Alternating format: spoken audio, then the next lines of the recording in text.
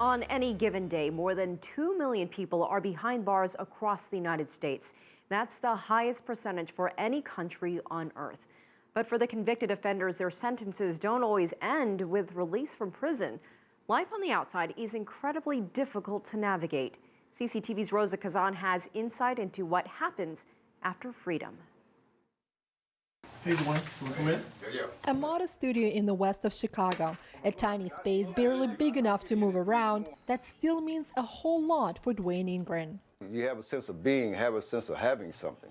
Ingren is a former prison inmate, and for now, this is the place he calls home, St. Leonard's Ministries, a re-entry program for those out of prison. I never thought I'd be homeless. I really don't like the word homeless, but I found myself homeless.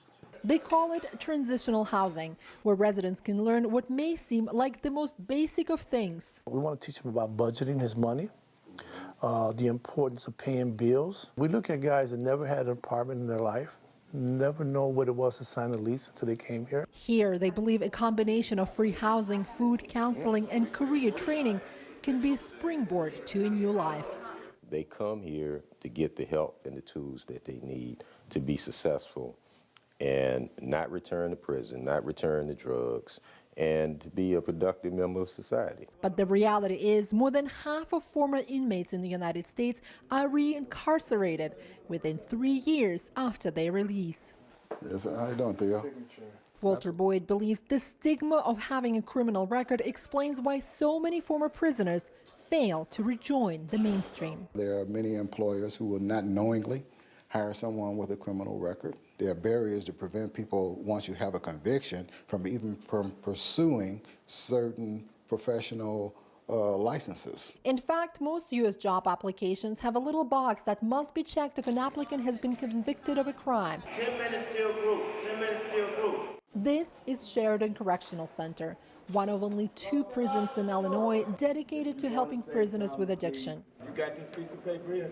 3 hours a day, inmates here spend in classes such as shipping and warehousing or welding. The warden says this vocational training is a critical part of any reentry process, just as important as treating addiction. For them, it's a chance to feel some ownership and some pride in completing the program, knowing that when they get out, that there's a good chance that they'll be able to get a job in this field. To serve out their sentence here, inmates must apply, and the smallest deviation in discipline will get them transferred back.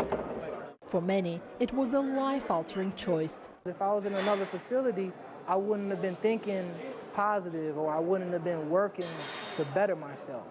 I might have been dead, the road I was going in. The cost of housing an inmate at the Sheridan Correctional Facility is nearly $28,000 a year. That's 30% higher than an average correctional facility in Illinois. But prison officials here say the higher cost is worth the investment. Sheridan officials say one number speaks for itself. Right now, for the department, it's roughly 48%. Our recidivism rate here at Sheridan is about 20% lower. I didn't want to go back to the streets. This place kind of held their hand out and picked me up. They don't put you out in the streets, you know, they let you look for a job while you're under the roof. You know, and that's rare to find sometimes. Experts say that could be just one of the pieces needed to lower the rate of revolving door imprisonment in the United States, one of the highest in the world. Roza Kazan, CCTV, Sheridan, Illinois.